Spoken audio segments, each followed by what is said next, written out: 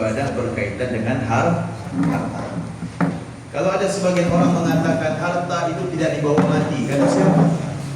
Dengan kita mengeluarkan zakat itu agar harta yang kita keluarkan itu bisa menyelamatkan kita ketika kita mati. Ya. Harta tidak dibawa ke dalam kubur. Ya, kita tidak membawa harta ke dalam kubur. Tapi harta yang kita keluarkan bisa menyelamatkan kita di dalam kubur. Maka kita semua mengetahui akan kewajiban zakat. Maka untuk mengetahui kewajiban zakat, maka kita punya kewajiban apa? Yaitu mengetahui bagaimana tata cara zakat. Baik. Sebagai pendahuluan, saya mengutip firman Allah Ta'ala di dalam surah Muhammad, ya, di mana Allah Ta'ala berfirman, A'udzubillahi minasyaitonirrajim, innamal hayatud dunya la'ibun wa lahwun. Kehidupan di dunia ini, Pak, ya, tidak lebih daripada sekedar la'ibun. Ya, apa? Permainan. Wa lahwun, melalaikan. Apa yang dimaksud dengan kehidupan yang dipenuhi dengan permainan dan kelalaian? Yang dimaksud di dalam ayat ini adalah kehidupan orang-orang kafir. Kita sama hidup dengan orang kafir, sama. Hidupnya sama di dunia. Umurnya juga sama. Ya. Tata cara kita makan juga sama, tidur juga sama, betul? Tapi yang membedakan supaya hidup kita tidak sama dengan mereka dikatakan oleh Allah sebagai kehidupan yang hanya dipenuhi dengan permainan, dengan sesuatu yang melalaikan. Apa perbedaannya? Perbedaannya adalah kita diwajibkan beribadah, sedangkan mereka tidak punya kewajiban ibadah. Ya, sehingga mereka ibadah untuk mereka itu sesuai dengan keinginan mereka. Ada kalanya mereka beribadah, ada kalanya mereka tidak. Ya, tapi berbeda dengan kita. Kita ini punya kewajiban beribadah sehari minimal 5 waktu, 1 tahun minimal 1 bulan puasa, dan dalam 1 tahun minimal mengeluarkan zakat sebanyak 1 kali. Kalau kita melakukan ini, maka kita kehidupan dengan orang-orang kafir tidak sama. Ya, kehidupan kita tidak dikatakan oleh Allah sebagai kehidupan yang penuh dengan permainan. Kehidupan kita tidak dianggap oleh Allah sebagai kehidupan yang penuh dengan kelalaian. Karena kehidupan mereka itu kehidupan yang penuh dengan permainan. Mereka cari uang untuk mereka nikmati. Ya, mereka punya waktu untuk mereka cari uang sebanyak-banyaknya dan untuk mereka nikmati. Mereka luput lalai, ya, daripada beribadah. Sementara kita, selain kita punya kewajiban untuk mencari uang, kita punya juga kewajiban untuk menyembah Allah. Selain kita punya kewajiban untuk mengumpulkan harta, ya, untuk masa depan kita, kita juga punya kewajiban untuk mengeluarkan harta dalam rangka zakat. Apa kata Allah Subhanahu wa taala selanjutnya? Ya, wa in tu'minu wa tattaqu, jikalau kalian beriman kepada Allah dan bertakwa, yu'tikum ujurakum. Allah tidak mewajibkan kepada kalian zakat. Kalau Allah mau, Allah tidak mewajibkan kepada kalian zakat. Bisa saja perintah tentang zakat itu oleh Allah tidak Allah turunkan kepada Nabi kita Muhammad.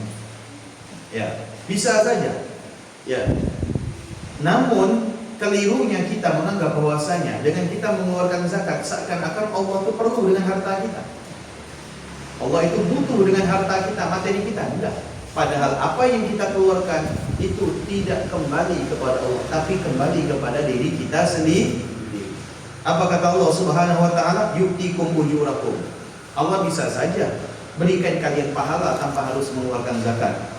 Allah bisa saja menaikkan derajat kalian tanpa kalian harus mengeluarkan harta. Wala yas'alukum amwalakum, tanpa Allah meminta harta kalian. Tapi ingat, ya, jikalau Allah tidak mewajibkan kita untuk mengeluarkan harta dalam rangka zakat, pasti ada konsekuensinya.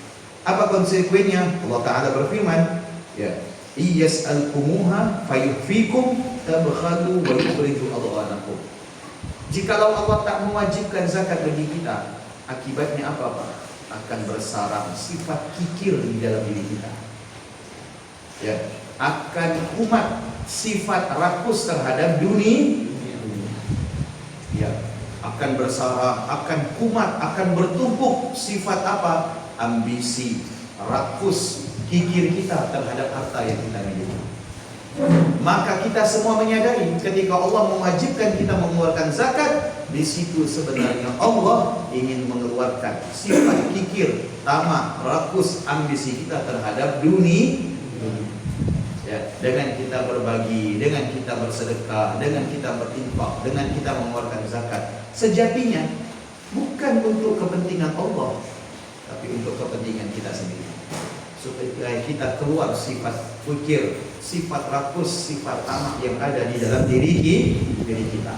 Andaikan Allah tidak mewajibkan kita zakat, ya, maka sehebat apapun ibadah kita, ternyata dalam diri kita ada sifat kikir, rakus dan tamak, menjadikan kita itu apa? Khawatir, apa? Takut yang namanya kematian. Makanya kata Nabi SAW, ya, ma'akhfa alaikum, sesungguhnya al-faqir, saya tidak mengkhawatirkan kalian itu hidup dalam keadaan miskin. Walakin idza qusitat alaikum dunya fatanafasuha kama tanafasuha fatuhlakakum man kana qablakum. Apabila kalian diliputi dengan kesenangan terhadap unsur duniawi, maka kalian akan celaka sebagaimana orang-orang dahulu pernah celaka.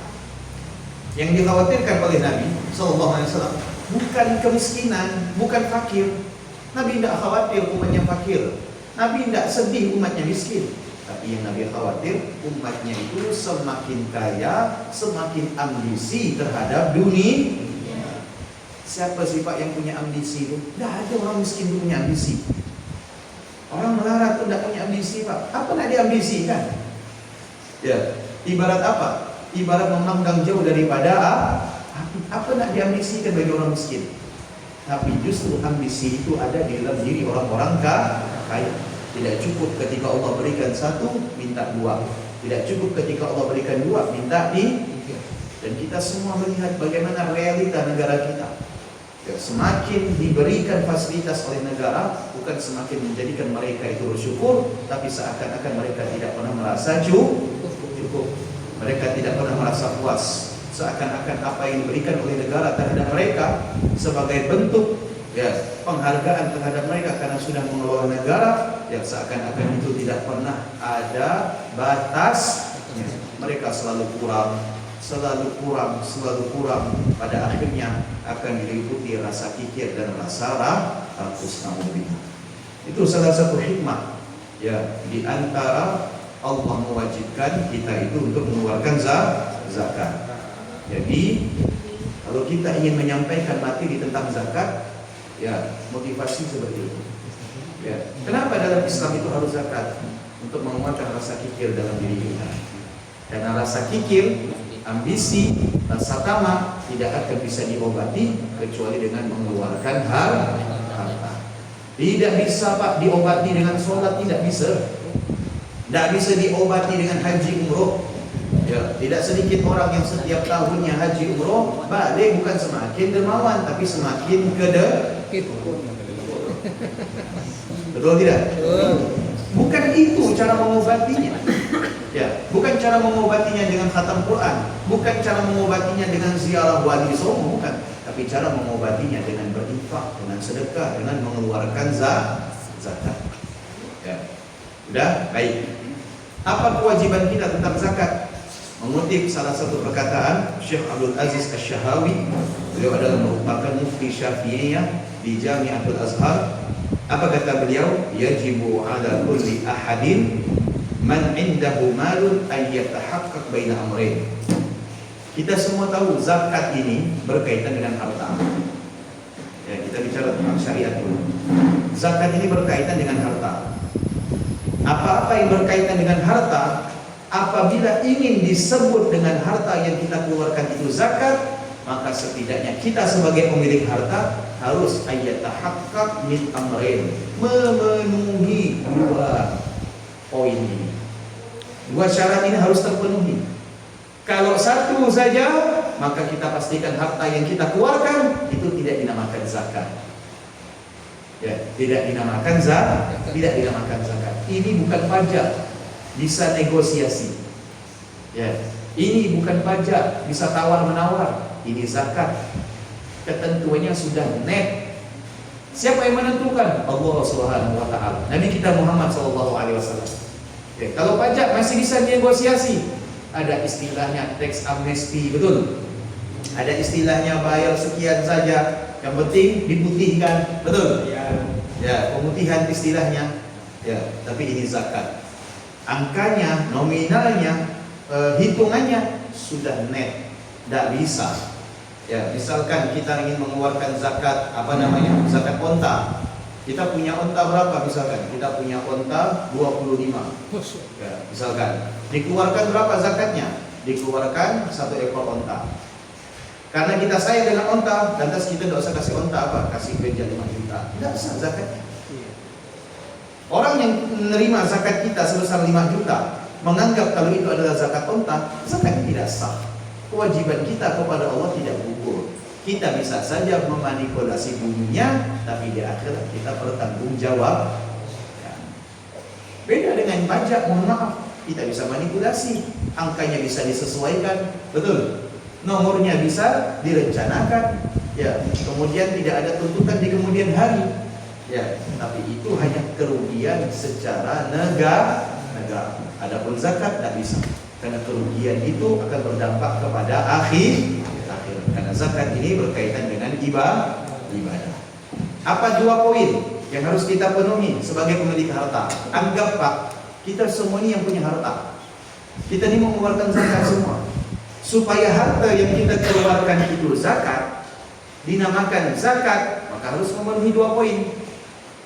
Ya, contoh misalkan, kita didatangi petugas pajak. Kata pajak, Bapak menunggak pajak ya selama 3 tahun.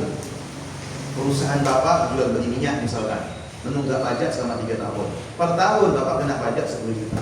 3 tahun berarti 30 juta. Saya bilang besar benar 30 juta tuh. Itu sih untuk gaji security saya. Itu sih untuk profesional tangki saya. Bisa enggak dikurangi?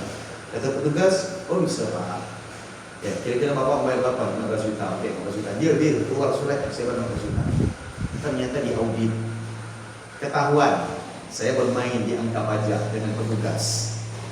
Ya, maka kemudian uang yang saya keluarkan 15 juta oleh Kementerian Keuangan tidak dianggap sebagai pembayaran Pak.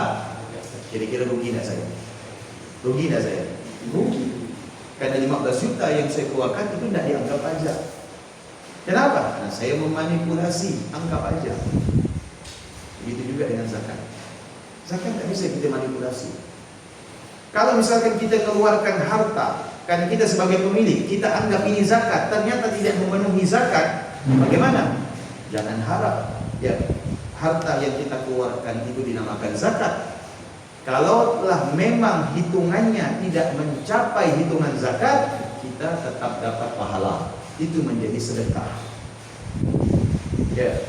Tapi kalau kita punya kewajiban zakat, ternyata ketika kita keluarkan salah, apa yang terjadi? Harta yang kita keluarkan tidak dinamakan zakat, kewajiban kita kepada Allah berupa zakat belum gugur. Belum gugur. Dan pertanyaannya, ketika kewajiban kita kepada Allah berupa zakat belum gugur, ternyata harta sudah kita keluarkan dan kita anggap itu zakat, rugi tidak kira-kira? Rugi. Ya, rugi. Makanya zakat ini beda dengan sholat, dengan puasa.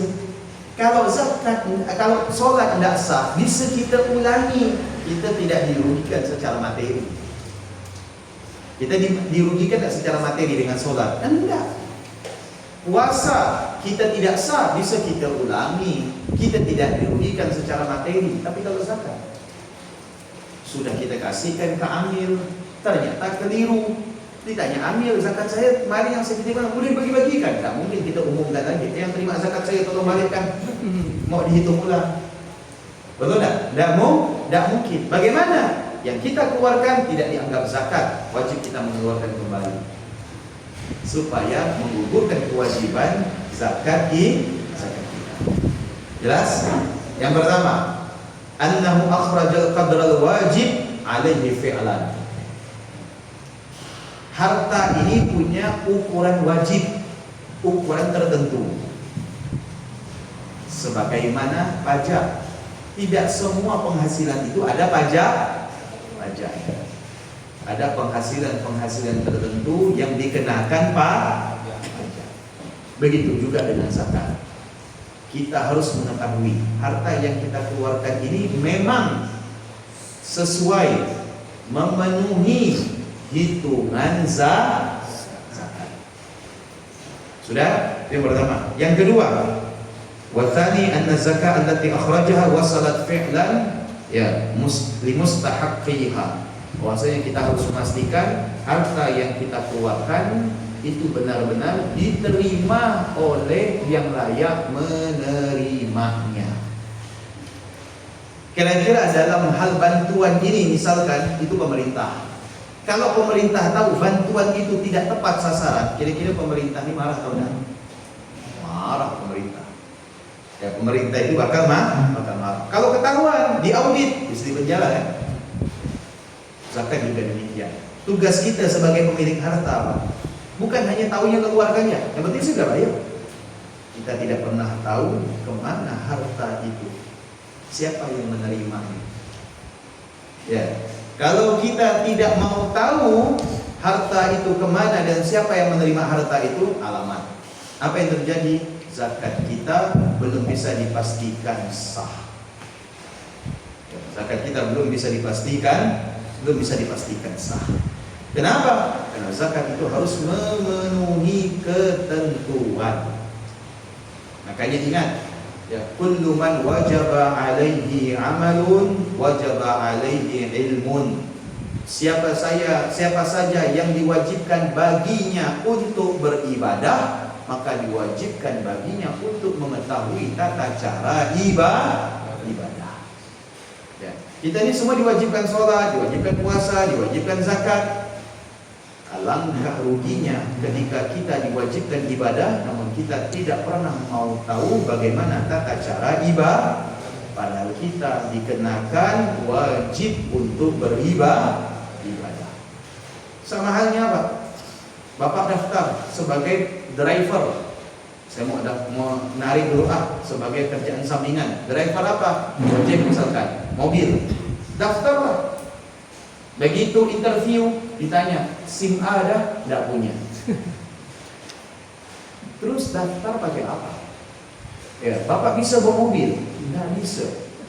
Terus Bapak daftar Bapak untuk kerja. Loh, kerja bawa driver ini harus punya SIM, harus punya pengalaman mengemudi.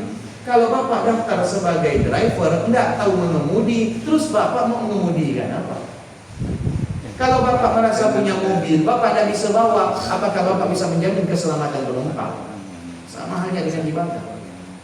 Ya, kita mau ibadah, tapi kita tidak tahu caranya. Apa yang terjadi? Ibadah kita tidak akan selamat, tapi justru kita akan celaka karena ibadah kita. Mobil yang kita beli justru sebenarnya bisa menghasilkan uang untuk kita, tapi karena kita tidak punya kepandaian, justru mobil ini menjadikan kita harus mengeluarkan uang, mencelakakan kita. Nauzubillah. Jelas ya? Jelas ya? Itu sebagai mukaddimah, ya, pembukaan di dalam materi zakat. Baik. Sekarang saya mau tanya, zakat itu apa?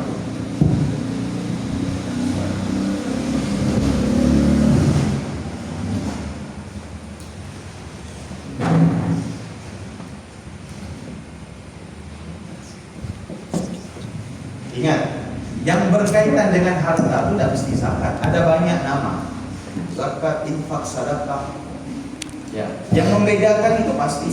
Zakat punya definisi, infak punya definisi, sedekah punya definisi. Kalau harta kita tidak memenuhi kriteria zakat, jadinya sedekah. Kalau sudah sedekah, jauh pahalanya Pak. Lebih besar pahala zakat daripada sedekah. Karena zakat hukumnya wajib. Kesalahan kita tidak mau tahu apa definisi zakat. Apa zakat itu? Pokoknya bayar. Apa yang dibayar? Ya, apakah setiap bayaran itu zakat? Tidak bisa. Apa zakat itu? Pokoknya menunaikan zakat. Ya, zakat itu apa definisinya? Tidak ada yang tahu. Selama ini kita mengeluarkan zakat setiap tahun, tidak tahu definisi zakat itu apa. Apa yang terjadi? Ingat, resikonya besar. Apa? Zakat yang kita keluarkan khawatir tidak dinamakan zakat. Jelas Pak? Jelas? Baik. Zakat itu apa? Perhatikan ya, definisi zakat. Secara bahasa zakat itu apa? An-nama at-tathhir. Zakat itu diambil dari kalimat zakka yuzakki, ya, artinya adalah mensucikan. Tujuan zakat itu adalah untuk mensucikan harta dan mensuci jiwa. Zakat fitrah yang kita keluarkan untuk mensucikan jiwa. Zakat mal yang kita keluarkan untuk mensucikan harta. Suci maksudnya ini apa? Apakah harta itu jadi bersih dan sebagainya? Tidak. Yang dimaksud adalah al-khayyanmu bil khairi wal barakah. Supaya harta yang kita keluarkan itu, harta yang sisa itu bisa mendapatkan kebaikan dan keberkahan. Karena pada umumnya sesuatu yang dikeluarkan akan berkurang nilainya, jumlahnya, betul? Tapi kita tidak berbicara tentang jumlah. 10 juta yang kita keluarkan 1 juta akan menjadi 9 juta. Apakah akan bertambah jumlahnya? Tidak mungkin. Berkurang secara jumlah, tapi di sisi Allah bertambah secara berkah, bertambah secara kebaikan. Ingat, jangan cari kaya di dalam zakat. Kenapa dia kaya? Karena dia suka zakat. Enggak. Kalau dia kaya, itu menunjukkan kalau dia itu apa? Gelut, serius di dalam usaha. Bukan tujuan kita kaya dengan berzakat. Bukan tujuan kita itu menjadi miliarder dengan zakat. Tujuan apa? Supaya harta yang kita keluarkan di sisi Allah bisa bertambah kebaikan dan keberkahan. Jelas ya? Itu secara bahasa. Secara istilah zakat apa? Mengeluarkan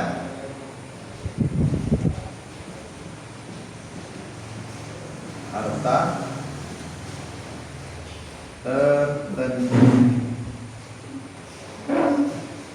Dua, dengan cara tertentu.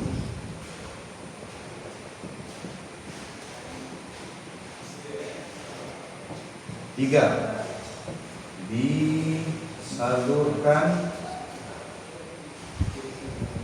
ke golongan tertentu. 4, dengan niat tertentu.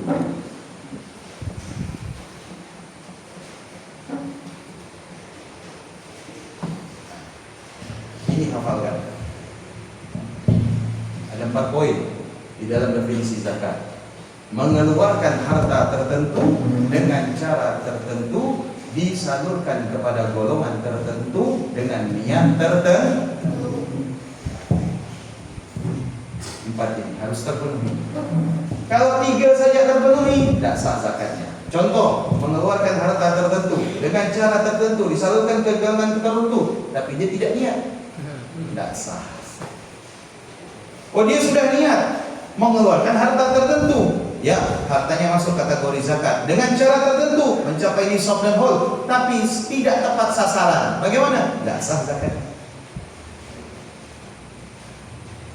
Oh, dia sudah niat, ya, dibagikan kepada golongan tertentu, ya, kemudian dengan cara tertentu, tetapi harta yang dikeluarkan tidak masuk harta yang dikenakan zakat, maka zakatnya tidak sah. Kalau tidak sah, maka bukan namanya zakat, jadinya sedekah. Itu yang membedakan sedekah dengan zakat. Kalau sedekah Pak, kepada siapa saja boleh, harta apa saja boleh, tanpa pakai niat. Ya, tidak perlu niat sedekah. Kasih saja begitu. Bahkan mohon maaf, sedekah kepada orang non-muslim pun diperbolehkan. Tapi kalau zakat, tidak boleh. Harus kepada orang muslim. Tapi tidak semua orang muslim bisa menerima zakat kecuali 8 as. Sampai di sini paham? Ini definisi zakat. Pertama, mengeluarkan harta. Yang kedua, dengan cara Yang ketiga, disalurkan kepada. Yang keempat, dengan niat. Baik, yang pertama, mengeluarkan harta tertentu. Apakah semua harta itu dikeluarkan zakatnya? Tidak. Zakat ini bukan memeras. Zakat ini bukan menindas. Tapi zakat ini adalah harta yang dikeluarkan bagi orang yang benar-benar mampu. Bukan orang yang memaksakan kemampuannya. Orang yang memaksakan kemampuannya untuk mengeluarkan zakat, padahal dia tidak termasuk golongan orang yang mampu, tidak sah zakatnya. Kalau istilah kata orang Melayu, ye. Nah, dalam hal ibadah ada orang ye. Dia tidak wajib zakat, tapi dia zakat. Macam mana? Dia tidak sah zakatnya. Karena memang zakat itu ditarik bagi orang yang benar-benar mampu. Oh Pak, maaf Pak, Bapak belum masuk kategori wajib zakat. Pokoknya saya mau bayar zakat. Sudah. Gimana Pak? Bapak ini tidak termasuk golongan orang yang wajib zakat. Pokoknya saya mau bayar zakat. Kalau Bapak keluarkan tetap tidak sah zakatnya Pak. Ya. Kalau Bapak keluarkan tidak sah zakatnya. Begitulah semestinya UPZ. Bukan UPZ itu wajib orang datang zakat. Oh jangan catat. Saya terima zakatnya. Ini tahun ini gitu. Tidak tanya dulu apa zakat apa, kerjanya apa, usahanya apa, penghasilannya berapa. Ya, semestinya seperti itu. Ya, bukan setiap orang datang nyerahkan zakat, pokok terima saja.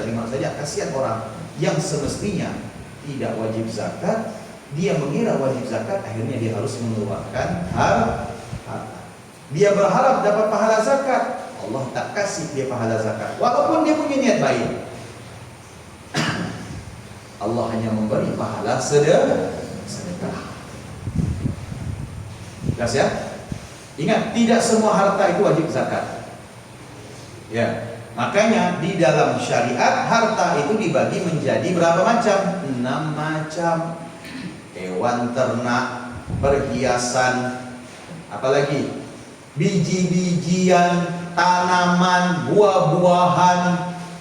Kemudian apa? Barang tambang dan barang temuan. Itu zakat. Ya. Zakat itu harta tertentu, bukan semua harta ada zakatnya. Ada orang cerita sama saya, Pak Ustaz, kemarin saya itu lupa menghubungi Pak Ustaz. Ada apa Pak? Saya itu minta hitungkan zakat saya, tak pernah saya mengeluarkan zakat. Saya dengar itu sedih saya. Ya. Sebagian orang mengira gini Pak, cukup sedekah, tidak perlu zakat. Bahkan ada keluarga saya Pak, pengusaha sukses, punya prinsip seperti itu. Saya sudah nasihatkan. Orang udah meninggal, Allah yarham. Pengusaha sukses dia, pengusaha simpul. Ya. Saya jelaskan waktu arisan keluarga, saya jelaskan masalah zakat. Begini, saya bilang zakat. Begitu selesai menjelaskan, saya duduk, dia nanya saya, Ustaz, saya ini tidak mengeluarkan zakat, tapi setiap pagi saya tutup toko, saya bagi-bagikan penghasilan saya sebesar 2,5%, 2,5%. Macam mana? Saya bilang itu sedekah. Sedekah nggak wajib 2,5%. Ente mau 100% boleh. Ente mau 50% boleh. Tidak ada sedekah itu aturannya 2,5%. Hanya zakat yang aturannya 2,5%. Ya. Zakat 2,5% minimal, bisa jadi 5%. Dilihat dari bagaimana cara dia mendapatkan harta. Contoh misalkan petani. Ya. Petani apa misalkan? Maksud zakat, petani beras. Ya kan? Kalau dia nanam padi itu dengan air hujan, airnya bukan beli, air hujan. Ya, bagaimana? Zakatnya besar, bukan 2,5%, bisa 3% dari setiap panen. Karena tidak ada biaya yang dikeluarkan. Tapi kalau misalkan dia beli air atau ngupah orang untuk nyiram, airnya diambil dari sungai, dari laut, ngupah orang, maka zakatnya 2,5% setiap penghasilan. Tapi kalau yang Bapak lakukan setiap pagi, habis tutup toko, buka laci, kumpulkan penghasilan 2,5%, bagikan pengamen, bagikan pengemis, bagikan pemulung, itu bukan zakat, itu sedekah. Apa dia bilang? Sama aja? Tidak sama, Pak.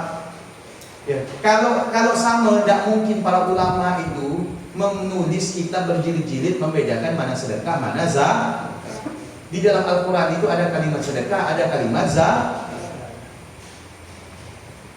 Tinggal diam dia.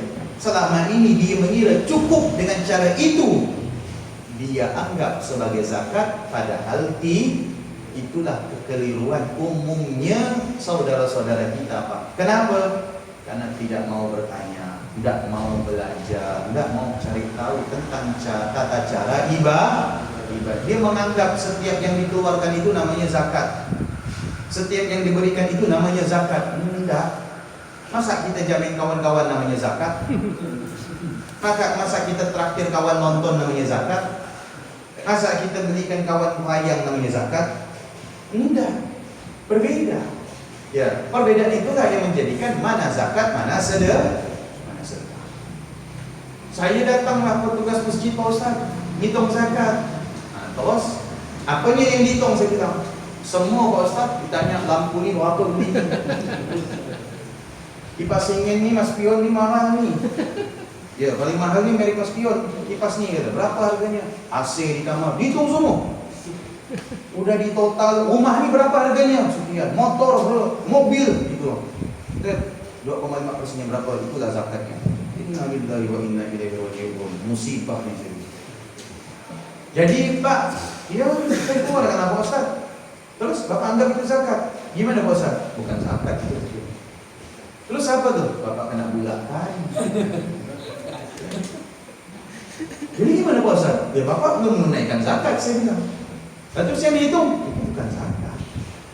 Ya, yang dihitung apa? Itu tukang upeti, saya bilang itu. Tukang tarik upeti. Itu lebih kejam lagi daripada pajak. Semua dihitung, lemari dihitung, meja dihitung, harga piring berapa. Capek saya Pak Ustaz, waktu itu Pak Ustaz, ingat berapa saya beli ni. Kira-kira ya Pak, kira-kira berapa. Nah, kan lucu. Kayak begini petugas zakat. Kalau misalkan setiap masjid punya petugas seperti ini, ya Allah, ya betapa rancunya ibadah orang itu yang namanya zakat. Rusak. Yang rugi siapa? Bukan yang rugi petugas, yang rugi orang yang mengeluarkan harta. Tidak semua harta itu wajib dikeluarkan zakat. Pak Ustaz, saya jual rumah. Jual berapa Pak Haji? Jual 1,5 M. Kenapa dijual rumah? Ada keperluan. Keperluan untuk apa? Untuk hutang, supaya saya tidak ditagih lagi kredit. Biarlah saya tinggal di rumah sederhana tapi tidak nyicil. Jual rumah 1,5 M. Ya. Kemudian saya belilah rumah harga 500 juta. 1 M saya bayarkan kredit sampai lunas. Kena zakat ke Ustaz? Kok bisa kena zakat? Ya kan saya jual rumah. Kalau rumah itu bukan untuk diperjualbelikan, hanya untuk ditempati, dipakai, tidak ada niat kita untuk memperjualbelikan rumah itu dari awal, maka tidak ada zakatnya. Kecuali saya jual beli rumah, seperti di cover, betul tak? Bangun 1 unit, jual. Bangun 2 unit, jual. Selama barang itu dipakai untuk kepentingan pribadi, tidak ada unsur diuntungkan seperti sewa menyewa, jual beli, tidak ada zakatnya. Walaupun objek harta itu harganya 1 triliun. Misalkan saya punya samurai Jepang harga 1 triliun. Tahu tak samurai Jepang? Udah pernah lihat? Yang diomongkan orang tu.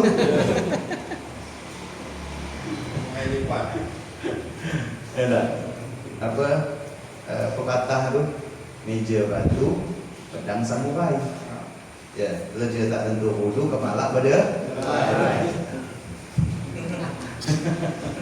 Ya. Misalkan saya punya mobil mahal, ya, Ferrari, harga 10 miliar. Ya. Saya pakai. Ya. Bosan saya mau jual. Kena enggak zakat? Kena enggak zakat? Tidak kena zakat. Kalau dikenakan zakat sebab apa? Oh, karena mahal Pak Ustaz. Memang setiap yang mahal itu bagaimana sih takarannya? Jangankan 10 miliar, barang jual 1 juta pun ada yang bilang mahal. Saya kalau diajak di kopi shop dengan harga kopi itu 35.000, menjerit saya. Allah, 35.000 lebih enak kopi yang saya buat. Tapi bagi orang-orang yang biasa ngopi kopi mahal itu biasa, ada 35.000, betul tak? Jadi mahal ini rela. Kalau zakat itu bukan karena dilihat mahalnya, tapi dilihat apakah ada unsur yang diuntungkan, seperti jual beli atau sewa menyewa. Saya beli mobil Ferrari 10 miliar misalkan, tidak ada tujuan saya untuk jual beli, untuk sewa menyewa, murni untuk saya koleksi pribadi. Begitu saya pakai setahun, kawan saya naksir, ente jual lah, saya suka nih, ini unlimited, ente mau berani bayar berapa? Anda beli 10 miliar, ente berani bayar berapa? Bang Puput, dan Bang Puput saya beli 12M, untung 2 miliar. Oke, deal, kena zakat tak? Tidak kena zakat, karena memang sedari awal saya beli mobil Ferrari bukan tujuan untuk diperjual beli. Kalau saya beli mobil Ferrari, misalkan ada orang kebelet jual mobil Ferrari, pasarannya 10 miliar, saya beli 5 miliar. Lalu saya bilang nih Pak, ini ada yang nawar 10 miliar, saya lepas, laku 10 miliar, baru kena zakat. Itu pun kalau barang di dalam tangan saya selama 1 tahun. Kalau Ferrari-nya cuma sebulan, baru dipakai, joknya masih hangat, udah dibeli orang, ya bagaimana? Tidak kena zakat. Kalau belum sampai 1 tahun. Zakat ini bukan pemerasan. Zakat ini memang benar-benar dikeluarkan bagi orang yang benar-benar mampu. Jadi tidak semua harta itu wajib zakat. Ada harta-harta tertentu yang diwajibkan untuk dikeluarkan zakatnya. Pertama, zakat hewan ternak. Apakah setiap hewan ternak itu ada zakatnya? Tidak. Masa ternak jangkrik nak zakat jangkrik?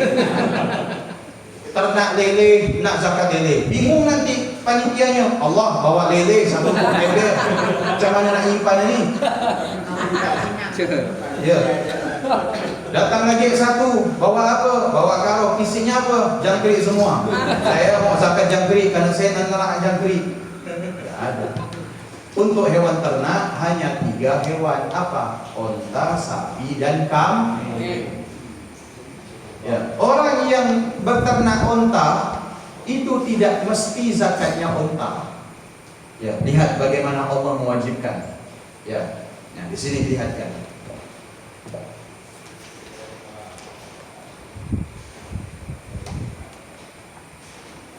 Oke, baik. Saya ternak onta. Ya, kapan saya kena zakat onta? Pertama, apakah onta ini sudah setahun saya pelihara? Kalau belum setahun, belum ada zakatnya. Kalau sudah sampai setahun, dilihat jumlahnya.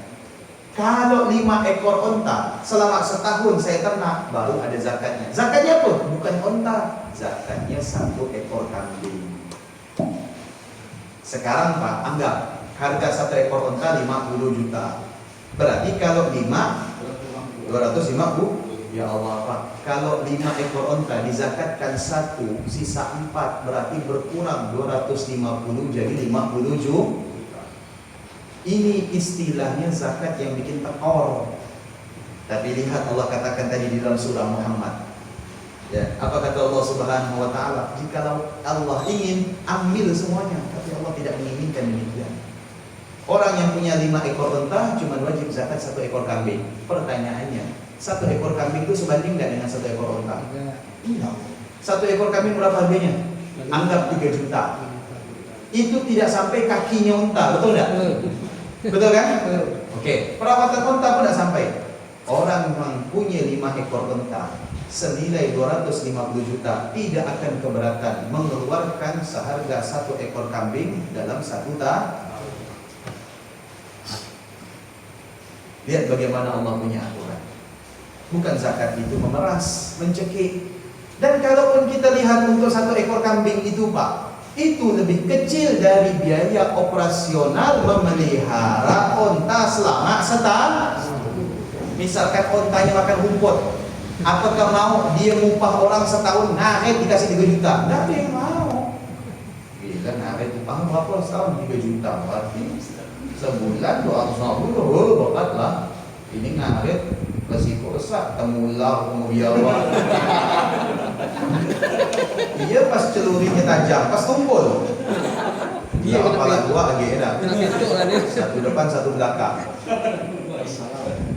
Ya kan? Tidak mau. 3 juta yang dikeluarkan selama setahun itu tidak ada apa-apanya dibanding dengan seekor tidak senilai onta, tidak juga setara dengan perawatan dan operasional Lihat bagaimana Allah mengambil harta kita dalam rangka zakat, bukan untuk memeras. Makanya tidak ada istilah orang bangkrut, miskin karena zakat. Karena memang zakat yang dikeluarkan itu tidak akan menjadikan mereka bangkrut. Tapi sebaliknya, tidak sedikit orang miskin bangkrut bukan karena mengeluarkan zakat, tapi memenuhi hasratnya. Ayo coba kita kalkulasi. Lebih besar mana pengeluaran kita untuk diri kita atau pengeluaran kita untuk zakat? Pengeluaran kita untuk diri kita. Orang tangga kaya itu tambah besar pengeluarannya, betul? Belum dia bayar main tenis sebulan. Kalau dia punya hobi motor gede, betul enggak?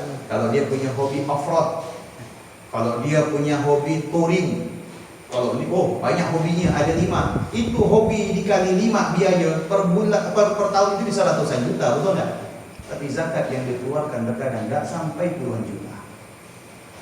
Ya, menandakan bahwasanya untuk memenuhi kebutuhan kita, hasrat kita jauh lebih besar nilainya daripada mengeluarkan zakat.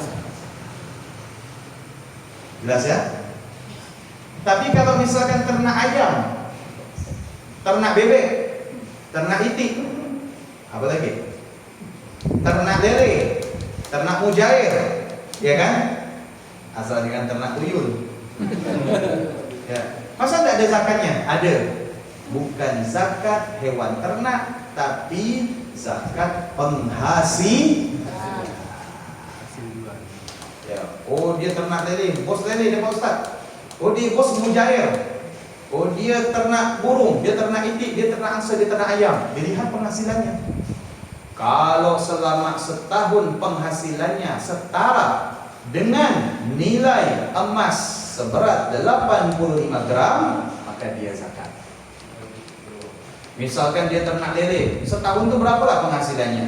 Kira-kira penghasilannya setahun 100 juta. 100 juta itu sebanding enggak dengan harga 85 gram emas? Sebanding enggak? Enggak. 1 gram emas berapa? Hampir 3 juta. Tidak sebanding, maka enggak wajib zakat. Ya. Maka di sini inflasinya mengikuti emas seberat 85. Jelas ya? Nah itu. Kemudian mengeluarkan harta tertentu, jenis zakat harta yang kedua selain hewan ternak adalah apa? Perhiasan. Perhiasan yang dikenai zakat hanya emas dan perak. Selain emas dan perak, berlian tidak, mutiara tidak, giok tidak. Tapi kalau ada orang jual beli berlian, jual beli mutiara, jual beli giok, tidak kena zakat perhiasan, tapi hanya kena zakat penghasilan. Jelas? Dan orang yang memiliki emas tidak semua wajib berzakat, kecuali emas yang dia miliki beratnya 85 gram. Dan itu dimiliki selama 1 tahun dan tidak dipakai, hanya dikoleksi. Bagaimana? Maka dia wajib mengeluarkan zakat. Tapi kalau emasnya tidak sampai 85 gram, kalaupun sampai 85 gram, belum sampai setahun dia mengumpulkan emas. Kalaupun sampai setahun dia mengumpulkan emas 85 gram, tapi dia pakai emasnya hari Senin pakai yang model naga, hari Selasa pakai yang model rantai, hari Rabu pakai yang model apa lagi? Tali tambang. Dipakai pokoknya emasnya itu. Bagaimana? Tidak kena wajib zakat. Ya, tidak kena wajib zakat. Itulah zakat perhiasan. Kemudian zakat tanaman. Seperti apa? Biji-bijian, sahang, cengkeh, dan sebagainya. Kemudian zakat buah-buahan. Zakat buah-buahan itu apa? Seperti ya kurma dan ada pun langsat, manggis, apalagi buah duku, durian. Itu tidak ada zakat buah-buahan, hanya ada zakat penghasil selama buah yang dihasilkan itu mencapai harga 85 gram emas dalam setahun. Saya punya kebun durian 10 hektar. Sekali panen, ya itu kalau turun semua duriannya 100 juta. Tapi panennya cuma setahun sekali. Kena zakat? Tidak, karena 100 juta tidak sebanding dengan 85 gram emas. Dan tidak mungkin ngantau ke masjid zakat durian. Ya, jelas ya? Oke, itu zakat buah-buahan. Kemudian zakat barang tambang. Zakat barang tambang berbeda dengan zakat perhiasan. Zakat barang tambang. Tambang ini seperti apa? Seperti orang nganuk emas tuh. Apa namanya? Tulang. Nah, setiap yang dia dapatkan itu dia zakatkan. Itu pun kalau dia dapat 85 gram. Kalau dia dapat cuma 2 gram, tidak ada zakatnya. Kalau dia setiap bulan itu dapat 85, kena zakat. Besok dapat 100 gram, kena zakat. Besok lagi dapat 1 kilo, kena zakat. Tapi kalau dapatnya cuma 1 gram, 2 gram, tidak ada zakat. Ya, jelas ya? Yang terakhir adalah zakat barang temuan. Zakat barang temuannya apa? Jenis barang diketahui adalah barang antik, barang temuan yang sebelum datangnya agama Islam. Misalkan ada yang menemukan pedang angling dharma atau tongkat tutur timular. Misalkan belum datang agama Islam ke tanah Jawa itu, ya, ada yang menemukan, maka kena zakatnya. Tapi kan itu sulit, tidak? Ya, tidak. Tapi kalau misalkan menemukan apa? Misalkan menemukan keris. Kerisnya siapa? Pangeran Diponegoro. Oh, berarti Islam sudah datang. Kerisnya siapa? Sultan Hasanuddin. Oh, berarti sudah datang. Apalagi keris Pak Pati. Ya, betul nggak keris Pati?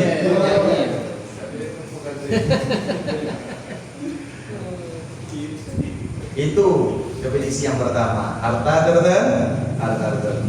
Saya klik sebentar ya. Saya nggak ngomong. Buih-buih udah mulai nambah.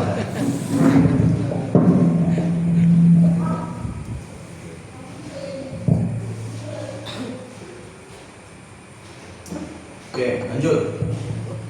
Yang kedua dengan cara tertentu. Ya, kita sudah paham kan harta yang diwajibkan zakat. Jadi tidak semua harta ada zakatnya. Ingat, harta yang dipakai untuk kepentingan pribadi selama tidak menghasilkan uang dengan sewa menyewa atau jual beli, maka tidak ada zakat walaupun harta itu mahal. Walaupun harta itu mahal, selama tidak ada menghasilkan uang seperti sewa menyewa dan diperjualbelikan, maka tidak wajib zakat. Yang kedua dengan cara tertentu. Cara tertentu ini bagaimana? Ada dua. Cara tertentu ini ada dua. Yang pertama disebut dengan apa? Nisab. Yang kedua adalah haul. Sebagaimana saya sampaikan tadi. Ya. Apakah setiap orang yang ternak onta wajib zakat? Dilihat dulu, apakah ontanya mencapai nisab. Nisab zakat onta minimal 5 ekor. Dan itu dia pelihara apabila mencapai haul 1 tahun. Kalau dia cuma pelihara onta 2 pasang, 2 ekor 1 pasang, ya jantan dan betina, walaupun 10 tahun cuma 2, tidak berkembang biak, tidak ada zakatnya. Walaupun yang dia pelihara adalah onta merah, onta termahal di dunia, ya tidak ada zakatnya. Ya, tapi berbeda kalau dia menjadikan onta itu penghasilan seperti sewa menyewa. Oh, disewakan onta 1 hari 500.000, tinggal dikali setahun, penghasilannya berapa? Setara tidak dengan 85 gram emas? Kalau setara kena zakatnya. Sama dengan orang yang punya kontrakan, orang yang punya rental. Ya, saya punya kontrakan misalkan 10 pintu, satu pintu disewa 10 juta. Berarti dalam setahun 10 pintu dapat berapa saya? Pertanyaannya, kena nggak zakat? Kenapa tidak kena? Karena tidak setara dengan 85 gram emas. Itu saja itu. Saya punya ruko 3 pintu. Satu ruko dikontrak 50 juta. Punya 3 pintu. 3 ini disewa orang. Selama berapa tahun? 1 tahun. Berarti 3 pintu 150. Setara tidak dengan 85 gram emas? Tidak. Kenapa bisa? Gitu. Hasil sewa menyewa, apakah setara dengan 85 gram emas? Kalau tidak setara, tidak ada kena zakatnya. Itulah yang dimaksud dengan cara tertentu. Saya punya ruko 3, disewa orang selama 1 tahun. Ya misalkan, disewa sebesar berapa misalkan dalam 1 tahun? 3 pintu tuh diborong 200 juta. Saya kira kena zakat nih, zakat penghasilan. Saya bawa 2,5% dari 200 juta. Berapa? 5 juta ya? Nah, 5 juta betul? 100 juta 2,5%-nya berapa? 2,5 juta kan? Kalau 200 juta berarti 5 juta. 5 juta saya bawa, datang ke UPZ. Ini zakat mal saya. Ya. Saya mengira ini zakat. Ya, ini zakat mal saya. UPZ terima ya. Terima kasih. Ya, diterima dari Bapak Haji Sobirin sebesar 5 juta sebagai zakat mal. Saya kira itu zakat mal. Kenapa? Karena angkanya fantastis. Ya, saya kira itu zakat mal. Padahal karena dalam syariat itu bukan zakat. Karena tidak memenuhi kriteria. Bagaimana? Cuma jadi sedekah. Saya tanya, rugi tak? Rugi. Ya, jangan dipaksa. Oh, tak rugi, saya bosan. Saya jelas lillahi ta'ala. Iya, ente kan ada ketahuan. Kalau tak ketahuan ente. Ente udah nyalakan. Kalau aku nyalakan tuh, enggak belum saya serahkan. Betul tak? Kan udah nyalakan, mau tak mau dia, oh tak rugi tak puasa apa lah, 5 juta. Ya, iya dalam hati misalnya nanti aku nyalakan. Itu jangan salah gitu. Jelas ya? Nah, dengan cara tertentu. Cara tertentu apa? Ingat, zakat yang dikeluarkan harus memenuhi kriteria nisab, dan nisab itu adalah ukuran nominal zakat. 5 ekor unta, 1 kambing. Ya, 40 ekor kambing, 1 kambing. Sudah punya 40 baru 1 ekor kambing. 25 sapi, 1 sapi. Begitu yang namanya nisab. Itu pun kalau dimiliki selama setahun. Saya kasih contoh. Ya. Saya dapat waris. Ya, bagi waris nih, bagi waris. Ya, objek waris harta misalkan 10 miliar. Saya dapat 1 miliar. Saya terima duitnya 1 miliar. Saya dapat 1 miliar itu bulan 1 Januari. Apakah saya wajib zakat? Wajib zakat kan saya? Kenapa tidak wajib? Peserta? Oke. 1 miliar ini saya belikan apa? Saya belikan tanah 500 juta, saya belikan fortune 500 juta. Sampai bulan Desember, 1 miliar itu tidak ada sisa. Karena sudah saya belikan tanah 500 juta dan saya belikan fortune 500 juta. Kena zakat kan saya? Tidak. Apa nak dizakatkan? Barang sudah jadi, duitnya sudah jadi, barang. Tapi hati-hati, jangan bermain dengan zakat. Begitu udah 51 miliar, kasih tahu ya, supaya tak kena zakat, belikan barang. Nanti lewat tahun dijual lagi barang. Hati-hati, la in syakartum la azidannakum wa la in kafartum inna adzabi lasyadid. Semestinya kita bersyukur kita keluarkan zakat, bertambah keberkahan dari Allah, tapi karena kita kufur, Allah akan jadikan harta itu siksaan bagi kita. Tetap dikasih sakit, ditipu orang, gagal usaha, itu bagian dari siksaan Allah Subhanahu wa taala. Oke. Yang ketiga, disalurkan kepada golongan tertentu.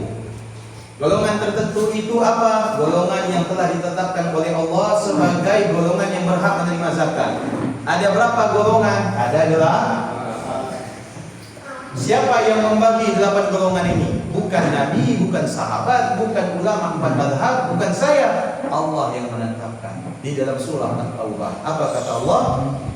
Innamas shadaqat lil fuqara wal masakin wal 'amilina 'alaiha wal mu'allafati qulubuhum wa fir riqab wal gharimina 'alaiha wa fi sabilillahi wa bani sabil faridatun minallah wallahu alimun hakim. Sesungguhnya zakat itu untuk golongan fakir, untuk golongan miskin, untuk amil, untuk mu'allaf, untuk orang yang terlilit hutang, untuk budak sahaya, untuk orang yang berjuang di jalan Allah, dan untuk orang yang dalam berpergi. Faridatun minallah, Allah yang menetapkan. Innallaha alimun hakim, Allah Maha mengetahui dan Maha bijaksana. Yang menetapkan 8 golongan itu adalah Allah. Dan kewajiban kita, siapa yang dimaksud dengan 8 golongan tersebut? Karena dengan mengetahui akan menjadikan zakat kita tepat sasaran. Kewajiban untuk mengetahui 8 golongan ini siapa? Bukan saja panitia UPZ, tetapi kita yang berzakat juga wajib mengetahui. Kenapa? Karena tidak menutup kemungkinan ada orang yang berzakat tanpa melalui UPZ, betul? Dia ngantar seorang, dilihatnya pemulung, sialan dia pemulung tuh pakai sepeda gowok. Dikasih zakat, ini zakat dari saya. Sukalah pemulung, makasih banyak ya Allah, saya ini sebagainya. Ternyata pemulung ini tidak masuk 8 asnaf. Dia tidak fakir, dia tidak miskin, dia bukan mu'allaf, dia bukan amil, dia bukan orang terlilit hutang, dia bukan hamba sahaya, dia bukan fisabilillah, dia bukan orang yang berpergian. Ya, hanya saja gayanya untuk memulung itu memang seperti itu, tapi di balik itu dia mampu. Macam mana? Zakat kita tidak sah. Kenapa? Karena salah sasaran, tidak tepat sasaran. Ya. Memberikan zakat kita tidak lihat dari pekerjaannya. Ya. Pemulung sudah pasti, belum tentu. Pengamen sudah pasti, belum tentu. Ya, tidak sedikit Pak, maaf pemulung ada di Pontianak Barat, beli mobil cash. Ada pernah baca Quran? Dan masuk, itu di Pontianak Barat. Tahu saya pemulung. Dia kalau udah mulung, anak panah. Sampai didatangi oleh dinas apa tuh? Kalau tidak salah, dinas sosial. Di interview, ya, penghasilan dia dari mulung itu berapa Bapak tahu? Bisa 750 sampai 1,5 juta. Kalau sebulan berapa? 45. Yuk jadi pemulung kita Pak. Enggak. Satu anak dititip aja lampu merah. Anak ini dititip aja lampu merah sana. Anak ini dititip lampu sana. Nanti ketemu jam sekian, kumpulkan duit, dapat sekian, 750. Paling banyak 2,5 juta. Kalau kayak begini dikasih zakat. Ditanya utang tidak ada, pengeluarannya tak besar, pemasukannya jauh lebih besar. Masuk kategori apa dia ini dikasih zakat? Tidak masuk kategori fakir, tidak masuk kategori miskin. Zakat kita tidak sah. Ya, makanya zakat ini harus teliti, tepat sasaran supaya zakat kita itu sah. Nanti kita jelaskan 8 golongan dengan niat tertentu. Zakat itu harus dengan niat. Sama dengan wudu, sama dengan tayamum, sama dengan mandi wajib, sama dengan sholat, sama dengan puasa, sama dengan haji, sama dengan umroh. Tapi niat yang di dalam hati. Ya, ketika harta sudah ada, ketika kita akan menitipkan harta kita ke UPZ atau ke salah satu daripada 8 asnaf, maka kita berniat mengeluarkan zakat di dalam hati kita. Jangan sampai udah dikasih lupa niat. Tidak ada istilah cok mati. Ya, yang sudah kita berikan terlanjur dibagi-bagikan. Ya, apa rugi kita? Mau tidak mau kita keluarkan kembali agar gugur kewajiban kita. Sampai di sini mudah-mudahan dipahami. Ada yang mau bertanya silakan.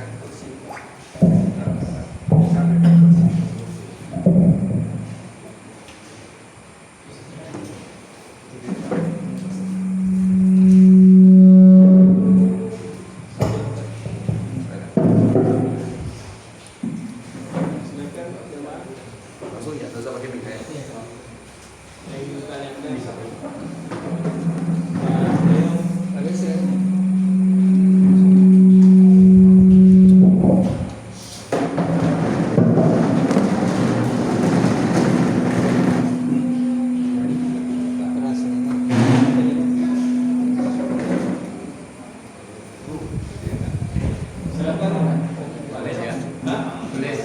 Tulis. Ya. Langsung ya. Assalamualaikum warahmatullahi wabarakatuh. Waalaikumsalam. Yang kami tanyakan untuk yang disalurkan ke golongan tertentu. Nah, dalam hal ini, untuk fakir miskin, untuk disalurkan ke fakir miskin. Nah, untuk wilayah Masjid Al-Taqwa ini kan yang berhak menerima ke fakir miskin itu diminta bantu ke RT, ketua RT. Jadi berdasarkan RT yang data, terus bagaimana kita atau kami sebagai PZ ini, apakah yang sudah diusulkan oleh RT itu kita setujui semua atau tidak, ataupun kita tim zakat ini, PZ ini harus survei ke rumah-rumah yang orang yang sudah didata oleh RT itu, karena selama ini kadang tuh yang itu dikasih kok yang ini enggak, yang ini enggak, kalau udah dikasih enggak enak, nah gitu kadang tuh. Terima kasih. Assalamualaikum warahmatullahi wabarakatuh. Baik, memang membagikan zakat ini Pak dilema karena berbeda dengan membagikan bantuan atau bansos.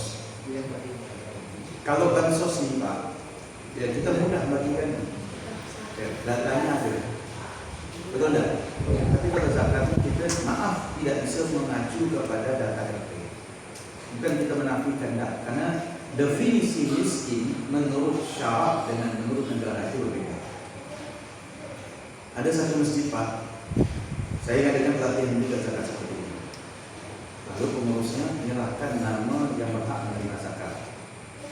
Saya tanya, Pak, Bapak ambil data warga miskin ini dari mana? Nah gitu.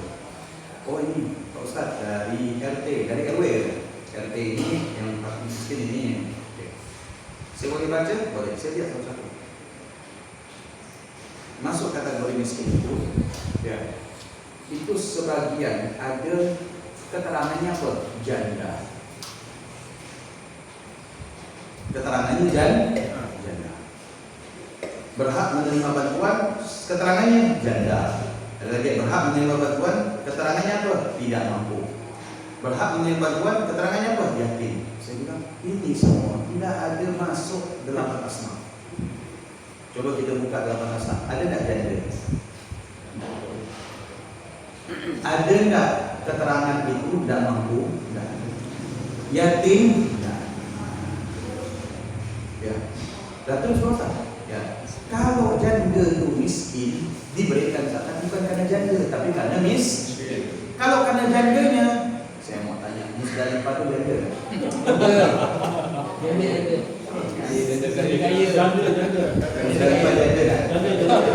Janda kaya. Janda kaya. Mau ngasih zakat ke dia? Di tengah tabelas. Ya dah, 2 kantong rumah Musdalifah ini kok. Ngasih zakat, belum dari zakat itu. Kenapa sih dikasih zakat? Karena janda. Oh benar. Kasih kayaknya kita sekarang bahas. Kalau janda, nggak bisa karena janda itu relatif. Ada yang kaya, betul tak? Ada yang mampu. Tapi kalau miskin diberikan karena miskin, bukan karena janda.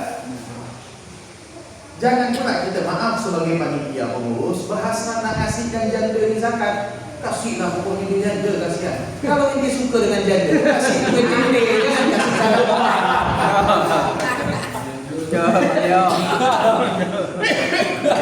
Betul tak? Kalau ada hati minat sama janda, jangan korbankan zakat orang. Korbankan milik pribadi. Mudah-mudahan tak ketahuan orang rumah. Janda dia taktik lagi. Jelas ya? Jadi maaf, kita perlu merevisi. Untuk meminimalisir risiko kita sebagai UPZ, kita harus mengecek barangkali data. Satu data. Benar enggak jadi fakir? Benar enggak jadi miskin? Supaya tahu definisi fakir, miskin itu apa, insyaallah minggu depan kita jelaskan. 8 astagfirullah. Ya, kita jelaskan insyaallah minggu depan. Ya, mudah-mudahan bisa 3 kali pertemuan. Setelah hari Rabu minggu depan, kemudian hari Jumat malam Sabtu. Saya sempatkan insyaallah. Ya, kita usahakan ya selesai bab zakat ini sebelum Ramadan. Karena banyak, mohon maaf Pak, memahami teknis zakat tapi tidak memahami teorinya. Ya, kita bukan hanya berbekal teknis. Ya, teknis itu apa? Cuma bagikan. Ya, dapat nomor rumah, nama, ditulis di kantong, bagikan, itu teknis. Tapi kita tidak memahami teori. Dan teori itu sebenarnya itu adalah ilmu. Dari ilmunya kita berbicara teknis. Bukan kita berbicara teknis tanpa ilmu. Baca lah. Jelas ya? Ya, jelas.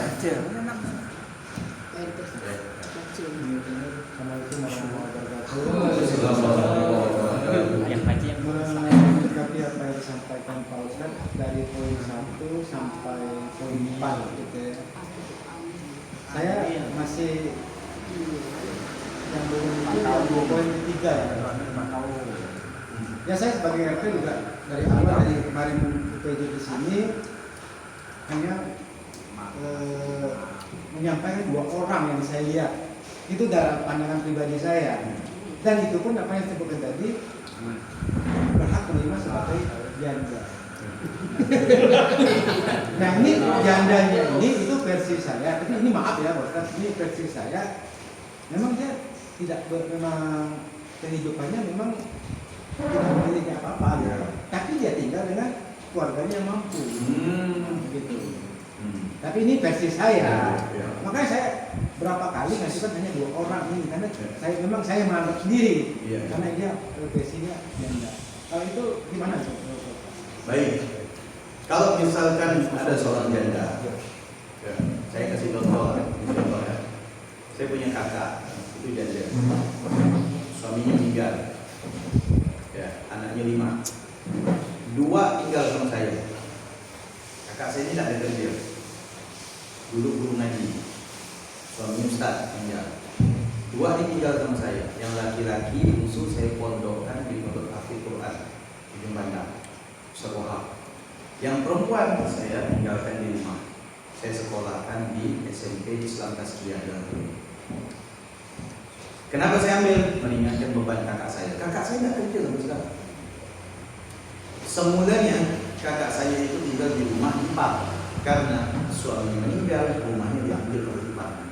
Jadi saya ambilkan kakak saya rumah di Parepagata, tinggal di situ. Ya, saya langsung aja tinggal. Nah, nafkah, ini saya tahadusan berlima, bukan dia. Saya yang tanggung. Selain angsuran, nafkah saya yang tanggung. Bumbu, ayam, ikan, sampai vouchernya saya yang isikan. Apakah dia berhak menerima zakat? Berhak. Sebenarnya saya tidak wajib menafkahi saudara saya. Tidak wajib saya.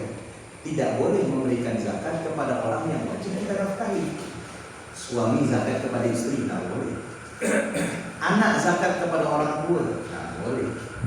Ya, orang tua zakat kepada anak tidak boleh. Tapi kalau saudara zakat kepada saudara boleh. Kenapa? Karena tidak ada kewajiban saudara menafkahi saudara. Paham ya? Kalau kakak saya tinggal sama saya, tidak boleh menerima zakat. Karena ada yang menanggung nafkahnya tinggal sama saya. Tapi karena dia tidak tinggal sama saya, sebagai bentuk perhatian saya kepada dia memberikan bantuan, maka sebagian besar saudara saya berzakat kepada kakak saya. Ya, berzakat kepada kakak saya. Oke, jelas bang? Kalau janda tadi itu hidupnya ditanggung oleh siapa? Mertua saya. Langsung ada berarti. Iya, maka dia tidak bisa menerima zakat. Kenapa? Karena kebutuhannya sudah terpenuhi. Kebutuhannya sudah terpenuhi. Kecuali dia tidak kerja, kebutuhannya ada sementara tidak ada menanggung, maka dia berhak menerima zakat. Tapi mas tak kerja. tak ada kerja, dia bisa menerima zakat. Nah, sekarang dia tinggal sama siapa? Dengan kakak, Dengan saudara. saudara. Oh, nanti sama dengan kakak saya, boleh menerima zakat. Kecuali misalkan dia tinggal sama anak atau dia tinggal sama orang tua, maka tidak wajib menerima zakat karena ada yang melarang. Kita menggunakan anak. Boleh tidak? Itu kadang Nanti dia masuk kategori fakir. jadi kadang jadi beban saya juga gitu. Iya, iya. Betul enggak saya ini nyalurkan gitu. Iya, betul, itu udah betul. Karena ada satu lagi yang janda juga, sampai dia pun diberi oleh saudaranya itu untuk tinggal di rumahnya gitu. Memang dia punya nanggung anaknya 2. Tapi dia kerja di tukang bakso lah katakan begitu. Kalau itu gimana? Kalau misalkan dia kerja penghasilannya mencukupi kebutuhannya, ya, mencukupi, artinya penghasilannya itu tidak kurang. Misalkan penghasilannya sebulan 1,5 juta, pengeluarannya cuma 1 juta, berarti dia tidak tergolong fakir dan miskin, tidak bisa terima zakat.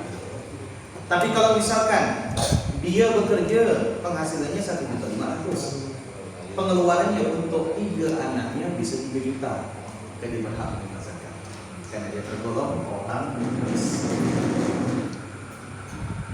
Betul ya?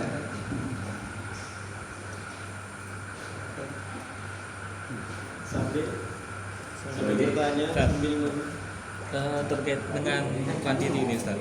Jadi kalau misalnya tadi kan dalam tanda kutip orang fakir itu tadi udah sama-sama dapat bisa 5. Katakan kita compare si A punya 5 anak, kemudian si A itu punya 5 anak, kemudian si B itu punya 2 anak, tapi sama-sama menerima nih. Dan apakah kuantitas nilainya itu kita bedakan atau kita samakan? Karena kemarin tuh pernah kita coba si ibu ini dapatnya sekian lebih tinggi, akhirnya dia ketemu akhirnya protes kan. Kemudian yang kedua, ini mungkin terlalu awal saja terkait dengan ini fidyah. Jadi fidyah itu kan kadang harus ada alur hati-hati Ustaz. Jadi kira-kira perlunya apa yang perlu sebelum kita memutuskan bahwa beliau ini benar-benar bisa untuk kategori untuk membayar dengan uang gitu. Baik, pertama membagi zakat secara rata itu tidak wajib. Itu tidak wajib bagi amil. Yang penting semua dapat. Tidak mesti amil itu misalkan karena dia 5 anak anak dapatnya beras 10 kilo. Karena dia cuma 3 anak anak dapat beras 5 kilo, tidak wajib. Yang penting semua 8 asnaf itu kalau ada di sekitar sini semuanya dapat. Seberapa besar yang dia dapat tidak wajib untuk ditetapkan bagi amil. Kenapa Pak? Karena untuk memenuhi keinginan manusia itu tidak akan bisa maksimal. Kalaupun Bapak tukar, Bang tukar nih, yang 5 anak kasih 10, yang 3 anak kasih 5, tetap 5 tuh protes nanti. Memang agak sangat ada. Masa dia 10 saya 5, tidak akan puas. Ya. Dan kita harus berikan kesadaran kepada yang menerima zakat. Tidak boleh protes. Berapa yang dia terima itu terima. Kenapa? Karena kewajiban amil panitia itu menyalurkan zakat. Tidak boleh dia milih. Masa saya dapat tokmen, saya minta acak mangkok. Sama dengan kita bagi kurban. Ya kan? Ada orang dikasih kambing, tak mau, saya tak makan kambing, saya mau sapi. Ente jadi panitia. Betul tak? Tidak boleh itu. Kita dikasih kambing, makan tidak makan terserah. Itu bisa kita sedekahkan kepada orang lain. Ya. Namanya pemberian. Mau tidak mau kita terima. Begitu juga dengan halnya zakat. Terima. Ya. Mau terima. Apapun yang diberikan terima. Saya diantarkan orang beras zakat fitrah, tidak tahu saya merek apa. Saya terima. Ya, tidak mesti saya tanya karena saya makannya beras cap mangkok. Harus saya bilang, Bapak ngasih beras cap apa? Kan tidak elok rasanya. Betul tak? Tidak elok rasanya. Ya kan? Yang kedua masalah fidyah. Fidyah ini hanya dibayar bagi orang yang benar-benar tidak mampu mengganti puasa dengan puasa. Seperti sakit yang tak kunjung sembuh.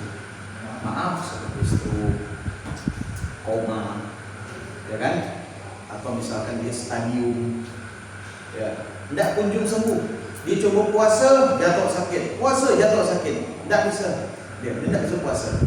Maka diganti dengan fidyah. Tapi kalau sakitnya bisa sembuh, ya bisa sembuh, maka dia wajib mengganti puasanya dengan puasa. Yang kedua, dari faktor usia, tua renta. Ada usia yang memang tidak bisa dah puasa, tua renta, dan dia hanya membayar fidyah. Dan bayar fidyah ini bagaimana? 1 kali bayar untuk 1 kali puasa. Misalkan porsi kita makan sehari itu berapa? Sekali makan porsi kita makan berapa? Jangan asal buat paket 10.000. Ya, kalau dia bawa dia sebut paket 10.000. Tapi begitu dia beli tak pernah dia paket 10.000. Ayamnya double, telurnya double. Betul tak? Begitu kayak media paket peragaan apa? 10.000 Pak Ustaz. 20.000 untuk 1 kali puasa. Kalau sebulan dia tak mampu puasa, sakit yang tak kunjung sembuh, berarti dia keluarkan nafas. Dan fidyah itu disalurkan kepada orang fakir dan miskin. Tidak boleh diwali. Tidak boleh fidyah itu diberikan kepada mu'alaf, kecuali mu'alaf yang fakir, mu'alaf yang miskin. Tidak boleh diberikan ke janda, tidak boleh diberikan kepada anak yatim, ya, kecuali mereka itu fakir dan miskin. Maaf Pak Ustaz, stop sedikit. Yang 1 kali makan tuh ya, misalnya 1 hari orangnya makan 2 kali. Tidak begitu. Kalau yang 3 kali, ada yang makan 5 kali malahan. Tidak, ada subuh, sarapan, ya siang, sore, malam, tengah malam. Dari 30. Tanya Pak, Assalamualaikum Ustaz. Jadi kalau orang yang sedang jatuh miskin itu berhak, misalkan orang itu kaya, kemudian karena judul atau ditipu orang, akhirnya miskin. Nah dia kan dari golongan yang kaya kan bukan jadi miskin, dia berhak menerima. Istilahkan orang bangkrut. Iya. Ya bangkrut atau Ya. miskin atau Baik. Saya punya kawan. Itu dulu dia tuh konsultan, berhasil. Entah kenapa tidak dapat kerjaan berapa tahun, mobil dijual, kan motor yang dipakai itu masih ada dipakai. Terus dia datang ke saya. Ya, dia bilang saya tidak ada menerima zakat. Alasan dia menerima zakat apa Bang? Dia ini sudah ikut pengajian. Insyaallah dia sayang kepada saya. Ya. Alasan dia menerima zakat apa Bang? Jangan tersinggung juga. Ini untuk mengamalkan ente. Ya, saya ini tidak ada apa-apa, pasal cuma rumah sama kendaraan. Ya, terus kerjaan penghasilan dari pekerjaan saya tidak bisa menutupi kekurangan 5. Terus saya bilang, rumah ini kalau dijual 2 M laku. berarti kaya ya. Rumahnya besar. Ya, rumah ini kalau dijual 2 M laku. Karena tetangganya jual rumah sama dengan dia ukurannya. Rumah dia sama yang rumah tetangganya kayu itu laku 2,3 M. Rumahnya di bagian sebelah sana. Ya, rumah ini kalau dijual laku 2 M. Nah, ente mendefinisikan sebagai orang yang berhak menerima zakat itu ente tidak menyangkut rumah ente berharga, harta ente masih ada, TV, panjang, lemari, sofa, komputer, tamat pakai AC. Definisi orang fakir miskin itu punya harta, tapi harta yang tidak cukup kalau dijual bisa memenuhi untuk keperluan makan. Tapi kalau misalkan dia menggolongkan fakir miskin, ya pakai iPhone 12, motornya ADV, betul tak? Kalau datang minta zakat dengan alasan apa? Udah tak ada kerja, itu punya handphone saja, harganya udah belasan juta, betul tak? Ini punya motor harganya udah 20 juta, pokoknya ini tidak bisa masuk kategori fakir miskin dan tidak bisa mengkategorikan dirinya sebagai orang yang bangkrut kemudian bisa menerima zakat. Orang yang bangkrut tuh sama sekali dah, rumahnya disita, barang-barangnya habis. Ya, kayak terjadi di film-film lah tuh, film Rusia kan. Itulah sebatang kara, ya dah. Hartanya habis disita, ya karena banyak utang. Hartanya diambil untuk menutupi utangnya. Itu pun tidak cukup. Rumahnya disita karena belum lunas. Ya, tidak ada lagi uang, tidak ada sama sekali. Untuk makan tidak ada. Kalaupun hartanya tersisa, itu sisa sapalaya paling, bantal guling. Itu kan mana nak dijual, bekas diolia. Bantal kepala, panci, gelangak, piring. Itu kalau semua dijual, tidak bisa menutupi kebutuhannya. Maka dia termasuk orang yang bisa menerima zakat. Tapi kalau di rumah masih ada AC, TV-nya LED, ya 50 in lagi, ya kan? Rumahnya masih pakai IndiHome, oh tidak bisa. Tidak bisa dia menggolongkan, mengkategorikan dirinya fakir atau miskin atau orang yang terlilit hutang. Jelas? Terkait tadi fit yang biar kalau terkait waktu ini ada nggak? Apakah misalnya saya punya orang tua yang sudah ada mampu puasa dari awal Ramadan saya sudah bayar fitnya, itu boleh? Boleh. Selama 1 bulan. Ya. Silakan kalau Pak. Banyak orang. Nah, sehubungan dengan fidyah tadi itu Ustaz.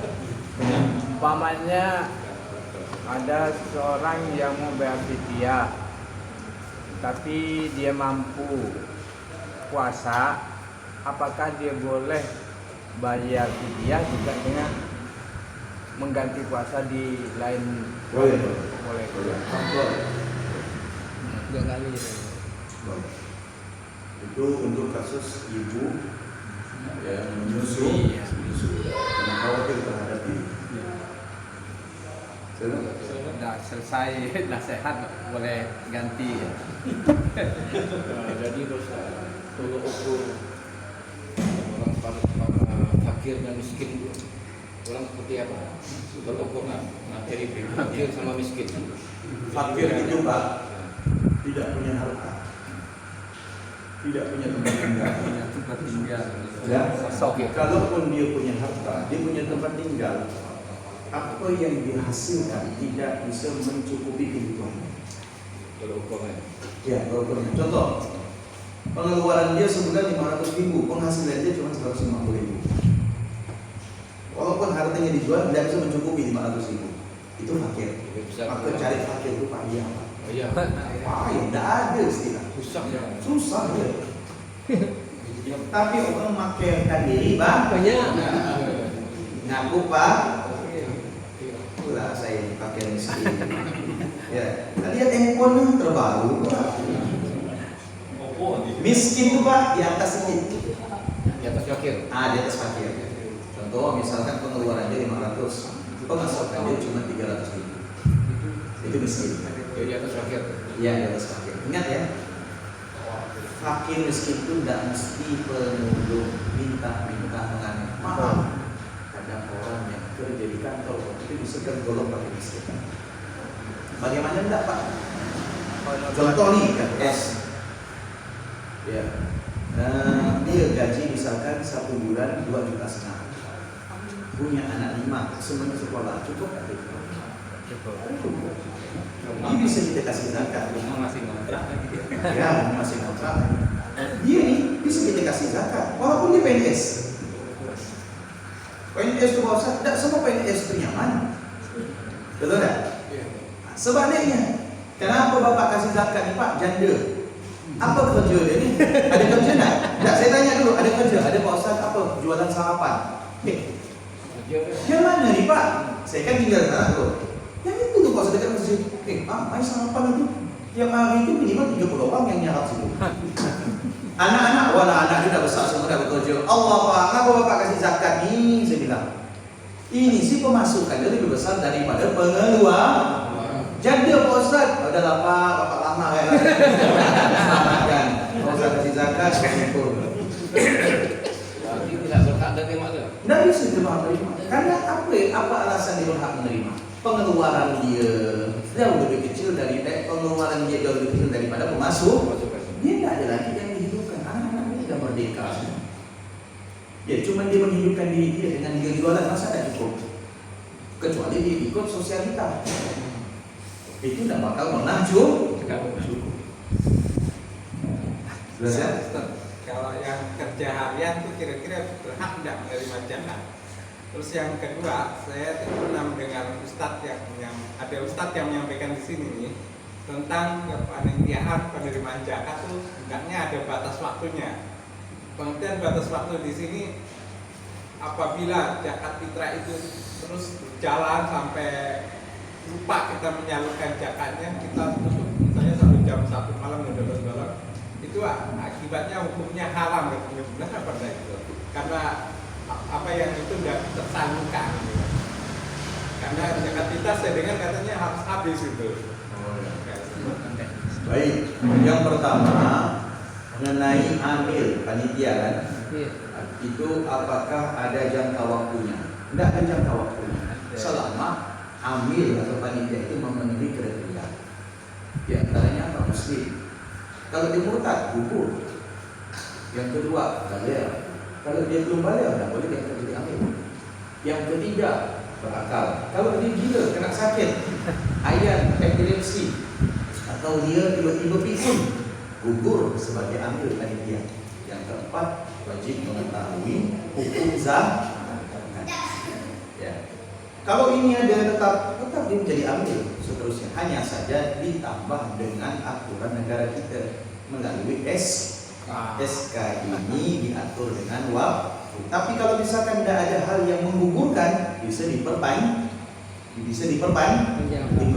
Itu tak itu ya amil, tidak masalah. Selama yang ini tetap memenuhi syarat. Yang kedua, ya, tidak menyalurkan zakat fitrah bagi amil ya sampai selesai. Itu bagaimana? Karena zakat fitrah itu harus disalurkan habis sebelum pelaksanaan sholat Id. Jadi zakat fitrah itu tidak bisa ditampung, ditahan, harus habis. Terus kalau misalkan udah dapat semua masih bersisa, bagaimana? Bebas kepada amil, mau ditambah jatah 8 asnaf atau itu dibagi-bagikan kepada amil sebagai upah, boleh. Yang penting amil resmi. Karena resmi adalah yang ber-SK. Jelas? Oke. Kalau misalkan sudah dibagi tetap ada, boleh disimpan. Suatu saat barangkali ada yang masih berkeperluan, diberikan. Ya. Kecuali amilnya hanya memberikan sebagian golongan, sebagian tidak dikasih, padahal ada. Ditahan sama amil, haram hukum. Kenapa? Karena golongan yang berhak menerima zakat itu yang tidak dihabiskan pembagian zakat itu hanya zakat mal. Zakat mal itu tidak harus kita habiskan, kita simpan. Misalkan dapat zakat mal 50 juta, 10 juta berarti 40 juta yang mana? Ya. Karena di kemudian hari barangkali ada 8 golongan yang memerlukan, bisa diberikan. Itulah fungsi daripada zakat mal. Beda dengan zakat fitrah, harus segera dihabiskan. Sudah ya? Ya Ustaz, mau tanya, jadi kalau hukumnya orang tua membayar zakat untuk anaknya, sedangkan anaknya bekerja bisa mencukupi dirinya. Soalnya saya kan punya orang tua juga punya penghasilan, saya pun juga punya penghasilan lagi. Jadi kadang-kadang saya juga membantu mencukupi kebutuhan keluarga. Apakah boleh orang tua membayarkan zakatnya untuk saya? Apakah boleh saya membayar untuk diri saya sendiri? Apakah saya boleh membayar untuk kedua orang tua saya dan adik-adik saya? Baik. Itu masuk kepada zakat fitrah. Di antara syarat zakat fitrah adalah ya, wajib dikeluarkan bagi orang yang menafkahi orang yang ditanggung nafkahnya. Contoh saya, istri, 3 anak, 4 sama keponakan, ya kan? Ini kan semua saya tanggung nafkahnya, wajib. Yang wajib saya tanggung nafkahnya ya, yang wajib. Maka saya wajib keluarkan zakatnya. Setiap yang wajib kita tanggung nafkahnya, wajib kita keluarkan zakatnya. Tapi batasan saya menafkahi anak itu ada batasnya. Orang tua hanya wajib menafkahi anak sampai dia dewasa. Setelah dewasa tidak wajib. Kalau dia mampu bekerja, dia bekerja padahal sehat, orang tua tidak dosa kalau tidak ngasih makan dia. Di situ terletak keadilan Allah. Ya, rasa-rasanya tidak adil. Ini bisa kerja, tak mau kerja, kenyamanan dia. Kasih makan sama orang tua. Ini namanya bukan keadilan. Ini kezaliman. Membuat si anak itu tidak bakal sadar di. Ya. Orang tua wajib memberikan nafkah kepada anak sebelum dia dewasa. Begitu dewasa, dia mampu kerja, tidak wajib. Kalau dia ngasih, itu sudah rela, bukan kewajiban. Tapi manakala anak ini sudah berpenghasilan, maka orang tua tidak boleh mengeluarkan zakat fitrah untuknya kecuali atas izinnya. Kalau misalkan orang tua ente mengeluarkan zakat fitrah untuk ente, sedangkan ente sudah berpenghasilan, tanpa seizin ente, tidak sah zakatnya. Karena ente sudah masuk kategori wajib mengeluarkan zakat. Karena ente mampu. Karena syarat wajib mengeluarkan zakat fitrah itu apa? Apa syarat wajibnya? Memiliki persediaan makanan yang bisa dimakan malam hari raya sampai esok hari raya. Tidak, bukan zakatnya emas 85 gram, bukan zakatnya 5 ekor unta, 40 ekor sapi, 50 ekor kambing, 30 ekor sapi, 40 ekor kambing. Ya. Punya persediaan makanan saja. Ente punya duit 100.000, cukup tidak makan di malam hari raya sampai pagi, cukup tidak? Wajib mengeluarkan zakat fitrah untuk diri ente sendiri. Kalau orang tua ente mengeluarkan zakat fitrah untuk ente, orang tua harus izin. Nah, saya keluarkan zakat fitrahnya, uang ente disimpannya sah. Tapi kalau tidak izin, tidak sah. Kalau sebaliknya, sang anak ingin mengeluarkan zakat untuk orang tuanya, apakah orang tua itu dalam tanggungan nafkah anak? Ingat, orang tua wajib dalam tanggungan nafkah anak kalau orang tua itu dan tidak bisa lagi kerja, tidak punya penghasilan, tidak punya tabungan. Kalau itu wajib kita nafkahi. Kayak saya punya umi, tidak ada tabungan, tidak kerja, kalau saya makan tidak ada investasi, tinggal sama adik saya nafkahi. Sudah 65 tahun, ya tidak bisa kerja. Tapi kalau orang tua itu masih aktif, punya tabungan, aset banyak, kita sebagai anak tidak wajib nafkah. Ya, ingat, inilah yang dimaksud dengan ibadah fakir. Dan orang tua tidak boleh menuntut kepada anak. Ya, ayo cepat, akhir bulan, anak pertama belum nyetor, anak kedua udah. Padahal orang tuanya punya penghasilan, masih aktif, punya tabungan. Ini orang tua zalim. Tidak sedikit kan? Anaknya mengorbankan rumah tangganya demi orang tua. Ya kasusnya ini kecemburuan itu terjadi. Ya, salahnya apa? Salahnya kita sebagai orang tua tidak tahu tentang ilmu menafkah. Amin. Sampai di sini cukup. Satu lagi. Banyak itu kayaknya. Ustaz tadi bisa menjelaskan pembayaran zakat itu harus ditanyakan istilahnya kemampuan ataupun fasilitas yang membayar. Istilahnya nilai investasi dia gitu. Entah dia yang bekerja yang tetap ataupun dia tidak bekerja tetap, tapi penghasilannya itu sebenarnya tidak mencukupi hari-hari. Tapi dia membayar, gimana itu? Jadi gini Pak,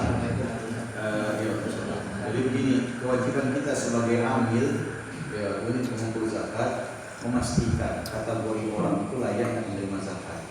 Memastikan itu bukan hanya dengan melalui data, tapi kita bertanya langsung. Misalkan bertanya langsung kepada orang dalam sekolah, kerja kan? Kerja. Berapa gaji sebulan? Gaji sebulan 2 juta. Pengeluaran sebulan 4 juta. Kok besar 4 juta? Ente buat apa? Cicilan motor, cicilan rumah. Ya. Bagaimana? Tidak wajib zakat. Karena tidak ada kewajiban di motor dengan rumah. Kecuali 4 juta itu dikeluarkan untuk apa? Menanggung mertua, nanggung orang tua, nanggung anak 5. Ya, baru kita berikan. Ya, zakat. Kita harus pastikan dulu pengeluarannya besar itu dalam rangka apa.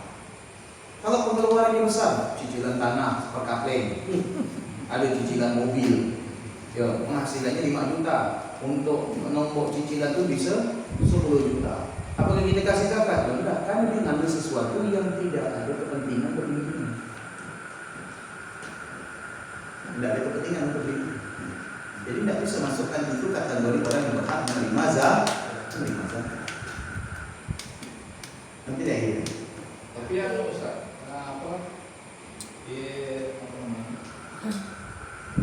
kan di sini kan saya pun pernah nggak ngurus masalah walaupun hanya pembantu ya disertai. Tapi selama ini dalam pengurusan zakat belum ada yang sifatnya mempertanyakan. Iya, itu masalahnya Pak. Betul. Dia hanya mengantongi data. Mengantongi data saja. RT sekian yang 5 sekian, RT sekian yang 5 sekian. Bisa jadi tahun kemarin dia berhak menerima zakat, tahun ini enggak. Tapi namanya orang dikasih, saya tak mau. Betul tak? Betul kan? Nama orang dikasih, yang tak. Makasih, dari mana? Dia masih cinta takwa. Oh, makasih banyak. Alhamdulillah dapat lagi. Ya. Jadi masalahnya karena masyarakat kita ini sudah terbiasa nyaman. Tiap tahun dapat, dia tidak tahu posisi diri berhadap masyarakat. Makanya saya minta apa kewajiban kita ini mengetahui harta yang kita keluarkan atau kita terima ini zakat atau tidak. Kalau misalkan itu diberikan zakat, tak boleh. Ya, apabila yang menerima tidak memenuhi kriteria 8 asnaf. Kalau dia tahu dia tidak berhak menerima, tidak boleh dia menerima. Ente sudah tahu ente bukan termasuk dalam asnaf, nanti dia harus terima. Siapa yang tak mau puasa dikasih? Oh, salah. Ini ada kasus, tahu tak? 17 miliar nyasar ke rekening orang. Ada kan? Ada kasus kan? Orang apa? Milih di penjara. Tidak apa kata dia di penjara, tapi dapat 17 miliar sebulan, setahun. Bayangkan, dia milih di penjara setahun, tapi 17 miliar yang masuk rekeningnya tetap jadi milik dia. Itu gimana? Tetap haram hukumnya, karena sumbernya dari milik orang. Bukan setiap yang masuk ke rekening itu langsung jadi milik kita. Oh, karena udah masuk ke rekening saya, mau kamu itu milik saya. Ya, siapa suruh salah transfer? Gimana ceritanya kok ente bisa ngaku? Terus ente ngaku itu apa alasannya? Karena masuk ke rekening saya. Berarti kalau misalkan buah mangga orang gugur jatuh ke rumah kita jadi milik kita. Oh, tidak bisa seperti itu. Ya, tidak boleh. Di sini kita mengetahui ketentuan mana yang halal, mana yang haram. Orang yang tidak masuk kategori zakat, dia tahu nih, dia tidak masuk kategori penerima zakat, tapi dia tetap ngambil zakat, haram hukumnya. Tidak boleh. Ya. Ini tahu nggak itu bukan dalam asma? Tahu saya, tapi dia ngambil zakat, dikasih. Siapa tak suka? Dosa dia tidak boleh.